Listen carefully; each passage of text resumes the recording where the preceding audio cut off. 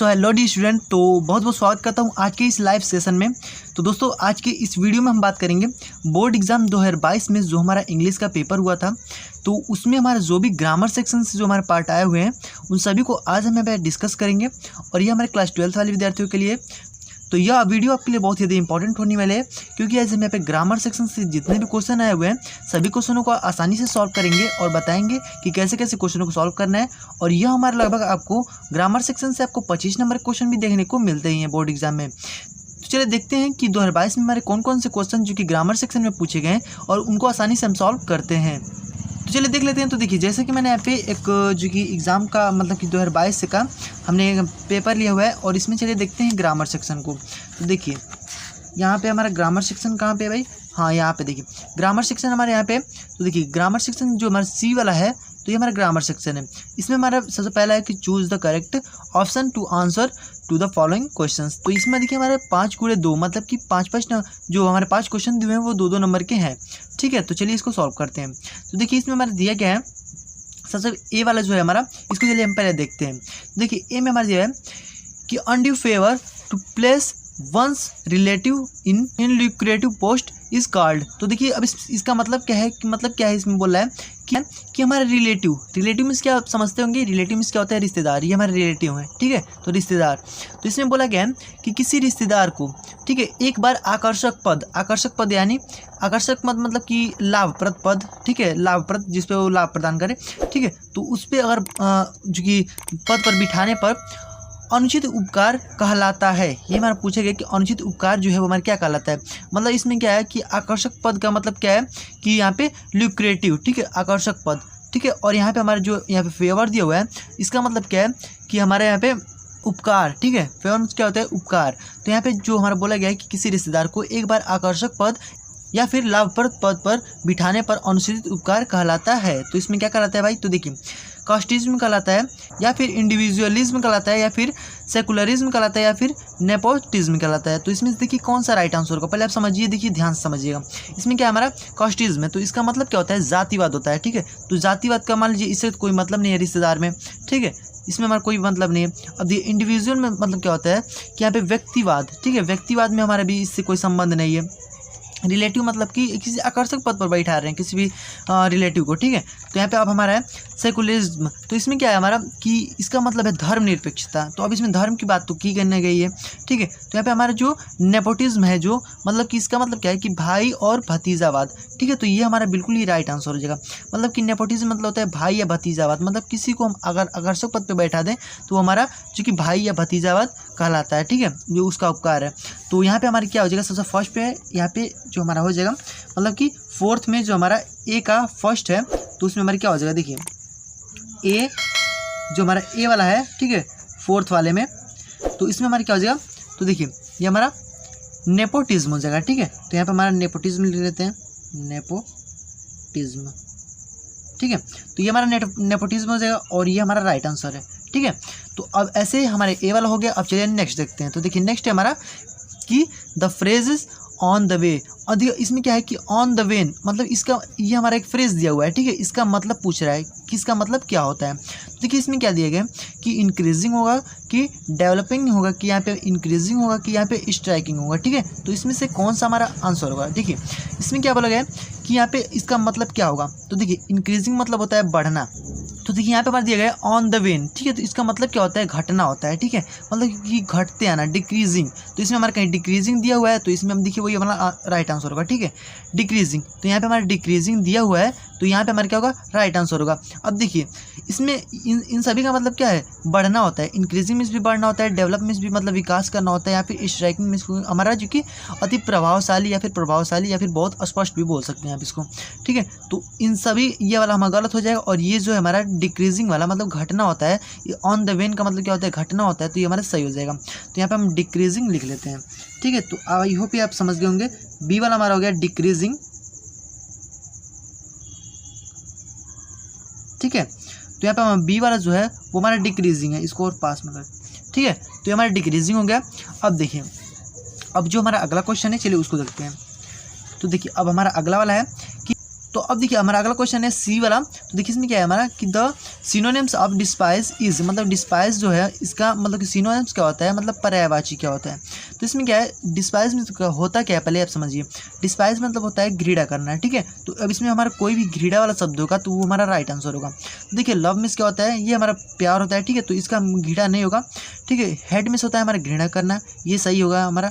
और यहाँ पे रिस्पेक्ट है और यहाँ पे सेलेक्ट है, तो इन सभी का हमारा नहीं होगा। और यहाँ पे जो हेड है मतलब घृणा, तो ये हमारा इससे मैच कर रहा है, मतलब पर्यायवाची है इसी का, तो ये हमारा सही हो जाएगा। तो यहाँ पे हमारा जो सेकंड वाला है वो हमारा सही है, तो यहाँ पे हम लिख देते हैं सी। और यहाँ पे हेड, ठीक है।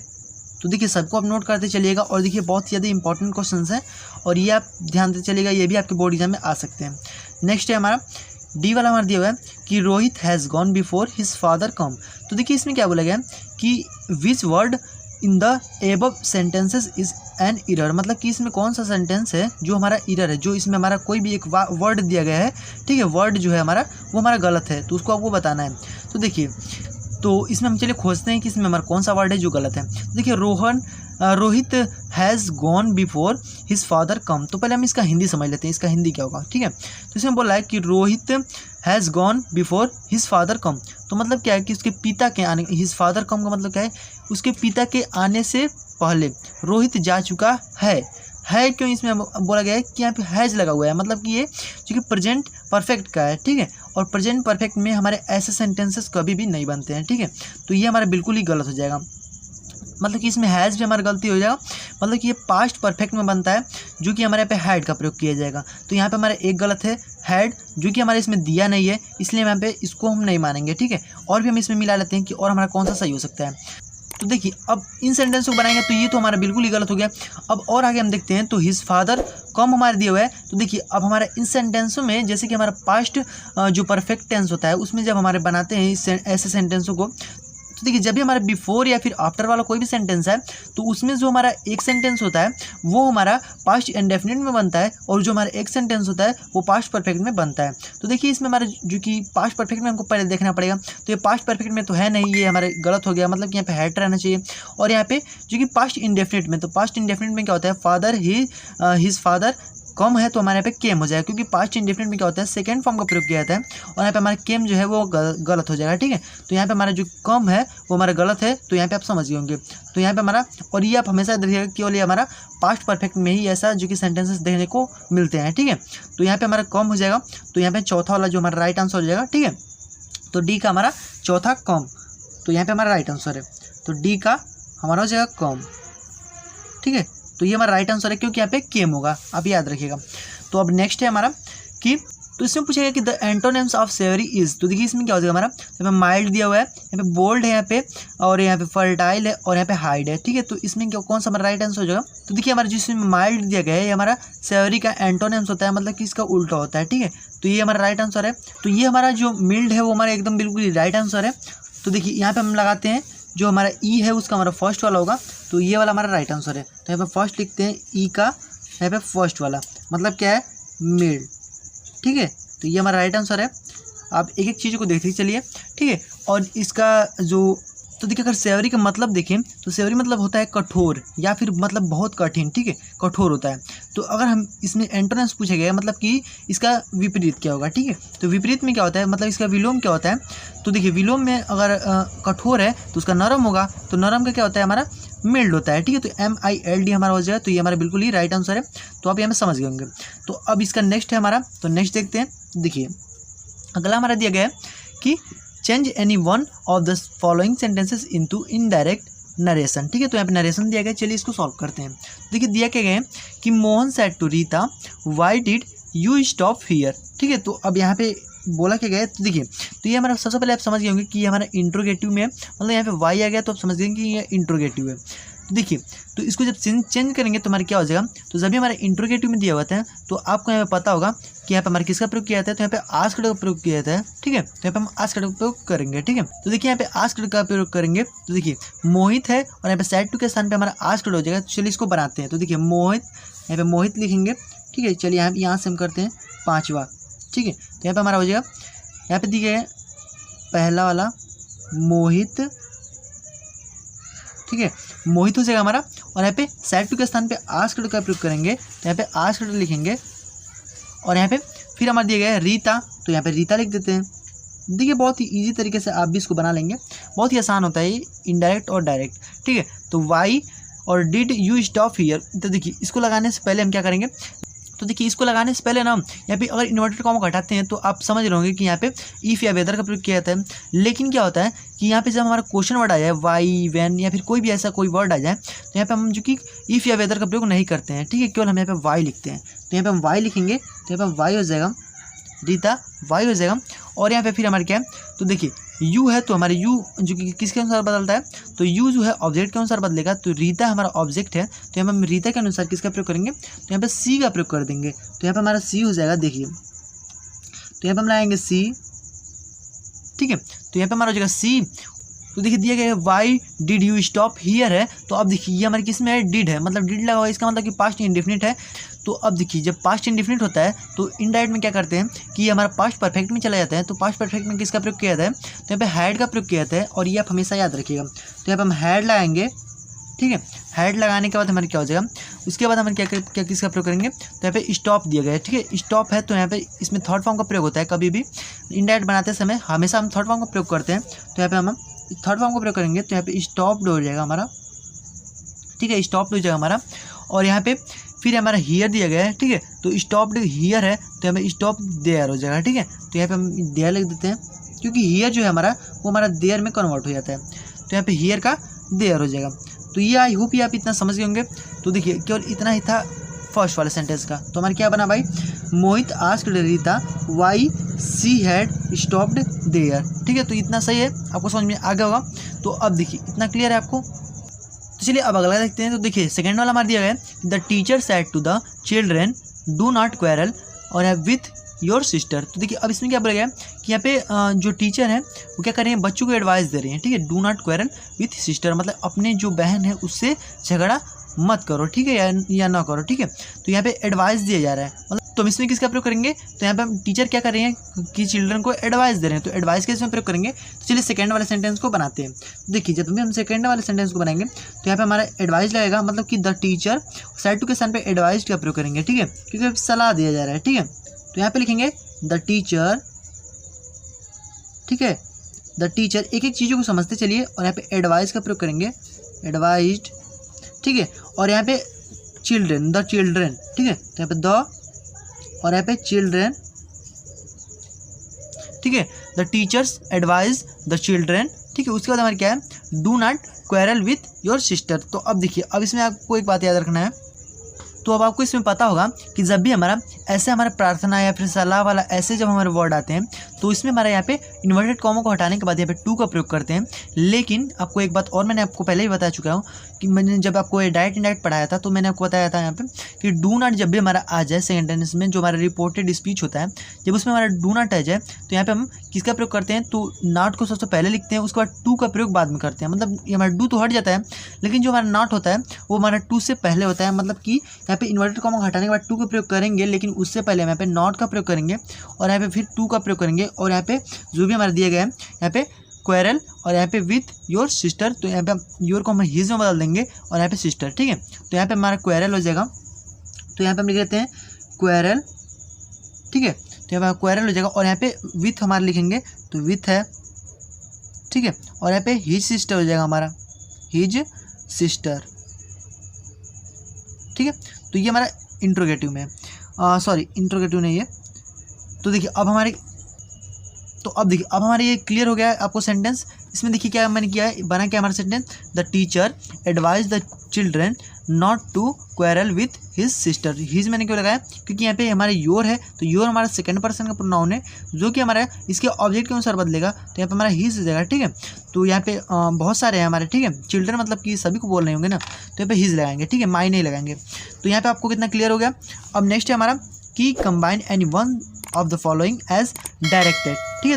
तो देखिए अब इसको सॉल्व करते हैं। तो देखिए इसमें क्या बोला गया कि the thief was punished, the thief was find. तो देखिए इसमें क्या बोला गया कि कंपाउंड सेंटेंस, ठीक है। तो ये कंपाउंड सेंटेंस बनाना है। तो देखिए इसको कंपाउंड में बनाना है, मतलब क्या है कि देखिए इसमें हमारा अलग अलग सेंटेंसेस दी गई हैं कि द थीफ वाज पनिश्ड, मतलब कि जो चोर है उसको दंडित किया गया, ठीक है।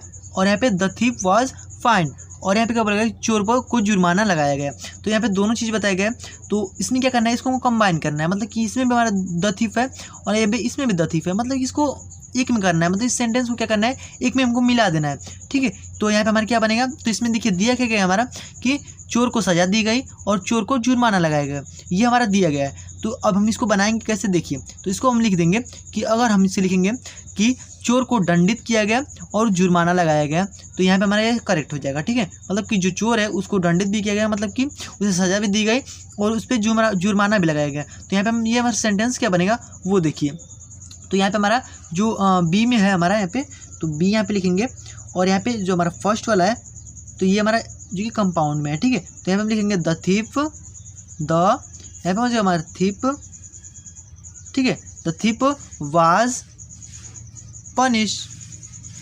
ठीक है, द थीफ वाज पनिश्ड, और यहाँ पे देखिए द थीफ वाज पनिश्ड लिख करके एंड लिखेंगे। ठीक है, एंड और यहाँ पे लगा देंगे, मतलब कि जो थीफ है हमारा, तो देखिए इसमें क्या समझना है कि आपको कि यहाँ पे जो थीफ है उसी को ये दोनों काम किया जा रहा है, मतलब कि उस पर सज़ा भी लगाई जा रही है और जुर्माना भी लगाया जा रहा है। ठीक है, तो यहाँ पे दोनों काम उसी पे हो रहा है, इसलिए हम एंड लगाएंगे, क्योंकि और इसमें हमारे क्या बोलेगा, तो देखिए अब इसमें हमारा एंड लगाने के बाद द थीफ वाज फाइंड, तो यहाँ पे हम लिख देंगे कि थीफ वाज फाइंड। ठीक है, तो यहाँ पे इतना काम करने के बाद यहाँ पे फुल स्टॉप। और इसमें हम एक बात और कर सकते हैं कि यहाँ पे हम देखिए जो हमारा थीफ है ना इसको हम हटा भी सकते हैं, लेकिन यहाँ पे देखिए अब ये हम जो बनाए हैं ये हमारा क्या है कि द थीफ वाज पनिश्ड, मतलब कि जो चोर है उसे दंडित किया गया और यहाँ पे एंड लगा करके और जुर्माना भी लगाया गया। मतलब क्या है कि अगर यहाँ पे थीफ नहीं लिखेंगे तो इससे पता नहीं चलेगा कि इसको मतलब जुर्माना लगाया गया। इससे ये पता चलता है थीफ लगा देने से कि थीफ को ही क्या किया गया है कि जुर्माना लगाया गया है। तो इससे आपको ये पता चलेगा कि थीफ पर ही जुर्माना लगाया गया है, मतलब चोर पर ही जुर्माना लगाया गया है। तो इससे आपको क्लियर हो जाएगा और भी बढ़िया तरीके से, तो एग्जामिनर आपको बढ़िया भी नंबर दे देगा। तो यहाँ पे बी हो जाएगा हमारा ये। तो फर्स्ट वाला आप समझ गए होंगे। तो अब नेक्स्ट है हमारा सेकंड, तो सेकंड वाला चलिए सॉल्व करते हैं। देखिए when does the train arrive, मतलब जो हमारा ट्रेन है मतलब क्या है, ट्रेन कब आती है, अराइव मतलब क्या होता है, आती है। ठीक है, तो यहाँ पे do you know the time, तो इसमें क्या बोला गया कि समय नहीं पता है। ठीक है, देखिए इसमें बोला गया है do not know the time, तो इसमें क्या बोला गया कि समय नहीं पता। तो इसमें क्या है कि ट्रेन कब आती है समय नहीं पता, तो इसको हम क्या करना है कॉम्प्लेक्स में बनाना है, मतलब कि इसको ऐसे बनाइए कि यह थोड़ा देखने में भी अच्छा लगे। ठीक है, तो इसमें क्या किया जाता है, सबसे पहले आप समझ लीजिए कॉम्प्लेक्स में किस चीज़ को प्रयोग किया जाता है। तो इसमें सेंटेंसों को बनाने के लिए किसी चीज़ का प्रयोग करते हैं। तो देखिए उसमें क्या होता है हमारा, यहाँ पे हमारा दैट आ जाएगा, एज आ जाएगा, इफ़ आ जाएगा, यदि मतलब कि यदि, वही बिकॉज क्योंकि, और यहाँ पे दैट की, ऐसे ऐसे हम प्रयोग करते हैं, अनटिल, अनलेस, वेयर। ठीक है, इन सभी का प्रयोग करके इस सेंटेंसों को बनाने में हम प्रयोग करते हैं। ठीक है, तो अब इसमें देखिए हम कैसे इसको बनाएंगे कि हमारे सही हो जाएगा। देखिए और हम इसे ऐसे लिख दें कि क्या आप जानते हैं कि ट्रेन कब आएगी। ठीक है, अगर हम इसको ऐसे लिख दें तो ये हमारा बिल्कुल ही सही लगेगा, मतलब कि क्या आप जानते हैं कि मतलब क्या है दैट, कि दैट। ठीक है, तो यहाँ पे हम दैट का प्रयोग करेंगे। देखिए ये इसमें बोला गया है, और देखिए पहला वाला जो सेंटेंस था कि ट्रेन कब आती है समय नहीं पता, इसका मतलब कि ट्रेन कब मतलब क्या आप जानते हैं, मतलब कि आप जानते हैं कि ट्रेन कब आती है। तो इसको हम ऐसे बनाएंगे, क्या आप जानते हैं कि ट्रेन कब आएगी। तो यहाँ पे हम लिखेंगे द डू यू नो। ठीक है, डू यू नो मतलब कि क्या आप जानते हैं, दैट मतलब कि इसका हम प्रयोग कर रहे हैं। देखिए यहाँ पे दैट का हम प्रयोग कर रहे हैं। व्हेन द ट्रेन, ठीक है, व्हेन द ट्रेन, और यहाँ पे हम फिर लिखेंगे विल अराइव। ठीक है, तो when the train will arrive. ठीक है, तो ऐसे आपको ऐसे बनाना है, देखिए अच्छा लगेगा, मतलब कि दैट जो है हमारा बीच में यहाँ पे जोड़ने का काम करेगा इसको, कि डू यू नो, क्या आप जानते हैं कि जो ट्रेन है वो कब आएगी। तो यहाँ पे आपको बिल्कुल ही यहाँ पे राइट आंसर हो जाएगा। ठीक है, तो ये हमारा बिल्कुल ही सही है, आप आसानी से समझ भी होंगे। तो देखिए इसमें हमारा दैट का प्रयोग हुआ है, वैसे हमारे यहाँ पे कई सारी चीज़ों का प्रयोग हो सकता है, जैसे कि मैंने आपको यहाँ बता दिया है। तो यहाँ पे अब ये हमारा हो गया कॉम्प्लेक्स सेंटेंस। तो अब हम नेक्स्ट देखते हैं, नेक्स्ट हमारे क्या है उसको चलिए सॉल्व करते हैं। देखिए नेक्स्ट है हमारा कि ट्रांसफॉर्मेशन। अब देखिए ट्रांसफॉर्मेशन से भी हमारा बहुत सारे क्वेश्चन जो कि पूछे जाते हैं। Any one of the following as directed. तो देखिए अब इसमें क्या हमारा कि इसमें पूछा गया है पहला क्वेश्चन हमारा कि Kashmir is not so hot as Bhopal. तो देखिए इसमें कुछ मतलब कि इसको उल्टा मतलब क्या है, इसमें सो हॉट मतलब कि इसमें नॉट अगर आ जाए सेंटेंस में, अगर हमारा नॉट आ जाए तो आप ऐसे समझ लीजिएगा कि जब भी हमारा नकारात्मक में सेंटेंस दिया हो तो उसे हम सकारात्मक में बनाएंगे, और हमारा अगर सकारात्मक में सेंटेंस दिया है तो नकारात्मक में बनाएंगे। मतलब कि जो कंपैरेटिव डिग्री है, डिग्री में हम यही काम करते हैं, सकारात्मक को नकारात्मक और नकारात्मक को सकारात्मक में बनाते हैं। तो यहाँ पे हमारे दिए क्या है नकारात्मक, इसको मानेंगे सकारात्मक में। तो इसमें दिया गया है कि जो हमारा कश्मीर है इज़ नॉट सो हॉट, मतलब कि जो कश्मीर वो इतना गर्म नहीं है एज भोपाल, मतलब कि जितना कि हमारा भोपाल गर्म है। ठीक है, तो इसको हम ऐसे बना सकते हैं कि जो हमारा कश्मीर है, कश्मीर से ज़्यादा हमारा भोपाल गर्म है, इसका मतलब कि भोपाल कश्मीर से ज़्यादा गर्म है। इसको अगर ऐसे हम बना दें तो ये हमारा बिल्कुल ही राइट आंसर हो जाएगा। मतलब क्या है, इसको हम नकारात्मक है उसको हम सकारात्मक बना देंगे। तो देखिए कैसे बनाएंगे उसको आप समझते चलिएगा। ठीक है, तो देखिए यहाँ पे हम छठवां लिखते हैं, तो ये हमारा सॉरी इसी में हमारा सी वाला है। ठीक है, देखिए इसी में हमारा क्या है सी वाला है, तो यहाँ पे हमारा सी हो जाएगा। और यहाँ पे हम लिखेंगे पहला वाला। तो यहाँ पे हम बनाएंगे कि जो कश्मीर है मतलब कि जो भोपाल है, भोपाल कश्मीर से ज़्यादा गर्म है, तो हम लिखेंगे भोपाल। ठीक है, भोपाल इज़, और यहाँ पे हॉटर लिखेंगे। ठीक है, हॉटर देन कश्मीर। ठीक है, Bhopal is hotter then Kashmir. तो यहाँ पे देखिए ये हमारा सकारात्मक में बन गया, मतलब कि ये निगेटिव में नहीं रह चुका है, ये हमारा सकारात्मक मतलब कि जो ये हमारा अफर्मेटिव में बन गया, Bhopal is hotter then Kashmir. मतलब देखिए अब इसमें बोला गया है कि Kashmir is not so hot, और इसमें मतलब बोला गया है कि कश्मीर इतना गर्म नहीं है जितना कि भोपाल, और यहाँ पे हम वही काम कर रहे हैं लेकिन थोड़ा सा इसको सकारात्मक में कर दिए हैं। तो यहाँ पे Bhopal is hotter then Kashmir. तो यहाँ पे आप इसको समझ गए होंगे। तो अब देखते हैं नेक्स्ट। तो नेक्स्ट है हमारा कि व्हाट मेड यू हैप्पी। तो अब यहाँ पे इसको हम पैसिव से बदलना है, तो चलिए इसको बदलते हैं बहुत ही आसानी से। देखिए तो यहाँ पे हमारा सेकेंड वाला जो है, तो देखिए ये हमारा व्हाट से सेंटेंस शुरू हुआ है, तो इसमें हमारा देखिए इसमें हमारा जो ऑब्जेक्ट है वो हमारा ऑब्जेक्ट इसमें नहीं दिया गया है। तो यहाँ पे जब भी हमारा व्हाट से शुरू हो तो व्हाट को क्या करेंगे सब्जेक्ट बनाएंगे, मतलब कि जो हमारा ऑब्जेक्ट होता है उसे सब्जेक्ट बनाते हैं, और जो सब्जेक्ट होता है उसके ऑब्जेक्ट बना देते हैं पैसिव वॉइस में बनाते समय। ठीक, तो देखिए ऐसे हमारा कभी कोई भी सेंटेंस आ जाए, वाट, वाई, हु, ठीक है, ऐसे हमारा कोई भी सेंटेंस आ जाए तो उससे पहले हम यहाँ पे बाई का प्रयोग करते हैं। तो यहाँ पे हम सबसे पहले बाई लगाएंगे। ठीक है, तो यहाँ पे बाई लिखेंगे, उसके बाद किसका प्रयोग करेंगे, तो यहाँ पे बाई लिखने के बाद और फिर यहाँ पे वॉट लगा देंगे, मतलब जो हमारा दिया गया है वॉट, ये हमारा जो वॉट है ये हमारा सब्जेक्ट बना देंगे, ऑब्जेक्ट को हम सब्जेक्ट बनाएंगे। ठीक है, तो यहाँ उसके बाद हमारा क्या हो जाएगा, तो यहाँ पे वॉट लिखने के बाद क्या हो जाएगा हमारा, उसके बाद अब देखिए ये हमारा मेड है। मेड का मतलब क्या है कि ये हमारा जो पास्ट इंडेफिनिट में है। ठीक है, मतलब कि सिंपल पास्ट का है, इसलिए हम अपना मेड लगाए, क्योंकि सेकंड फॉर्म यहाँ पे आप समझ सकते हैं सेकंड फॉर्म केवल हमारा पास्ट इंडेफिनिट में ही लगता है। तो इसको हम बदलेंगे किसमें, तो इसको हम पास्ट कंटिन्यूस में बदल देंगे। तो कंटिन्यूस में किसका प्रयोग करते हैं, तो देखिए यू के अनुसार हम क्या लगाएंगे, वेयर लगा देंगे। ठीक है, तो यहाँ पे हमारा वेयर हो जाएगा, बाई वॉट वेयर हो जाएगा, और फिर यहाँ पे यू लिखेंगे। ठीक है, और यहाँ पे मेड और यहाँ पे हैप्पी। ठीक है, तो हमारा सेंटेंस क्या बना कि by what were you made happy. तो देखिए ऐसे आप आसानी से इसको बना सकते हैं। तो आई होप ये आपको समझ में आ गया होगा। अब देखते हैं नेक्स्ट है हमारा डी। तो अगर आपको इसमें कहीं भी दिक्कत हो तो आप कमेंट कर सकते हैं। ठीक है, तो अब देखिए डी वाले में क्या है कि correct any one of the following sentences, इसमें से कोई भी हमारा एक सेंटेंस को सही कीजिए। ठीक है, तो इसमें क्या हमारा दिया गया कि he could not secure passing mark. ठीक है, तो अब इसमें बोला क्या गया है कि वो उत्तीर्ण अंक जो कि सुरक्षित नहीं कर सका। तो मतलब क्या है, इसमें बोल रहा है कि वो उत्तीर्ण अंक सुरक्षित नहीं कर सका। अब देखिए कर सका का मतलब क्या है, यहाँ पे कुड हमारा आ चुका है, तो यहीं पे हमारा कर सका लग गया है। ठीक है, मतलब कि वह सुरक्षित अंक मतलब पासिंग मार्क जो है उत्तीर्ण अंक, ठीक है, वो नहीं सुरक्षित कर सका। अब इसमें नहीं कर सका, ये हमारा सेंटेंस भी अच्छा नहीं लग रहा है। ठीक है, और मतलब कि सही भी नहीं है सेंटेंस। ठीक है, तो अगर हम यहाँ पे कुड के स्थान पे, ठीक है, इज़ नॉट लगा दे, ठीक है, तो हमारे ये चूँकि सेंटेंस बिल्कुल ही सही हो जाएगा। देखिए ये हमारा सेंटेंस कैसे सही हो जाएगा, तो अगर हम इसको ऐसे बना दें कि वह सुरक्षित अंकों से पास नहीं हो रहा है। ठीक है, तो अगर ऐसे हम इसको कह दें हो रहा है तो ये हमारा बिल्कुल ही सही हो जाएगा, मतलब कि वह सुरक्षित अंकों से पास नहीं हो रहा है, और इसमें बोला गया है कि वह उत्तीर्ण अंक सुरक्षित नहीं कर सका, तो ये अच्छा भी नहीं लग रहा है। ठीक है, तो चलिए इसको बनाते हैं। तो चलिए इसको बनाते हैं। तो देखिए डी का हमारा फर्स्ट वाला है, तो चलिए डी का फर्स्ट वाला बना लेते हैं। तो देखिए यहाँ पे डी लिखेंगे, ये हमारा डी का फर्स्ट है।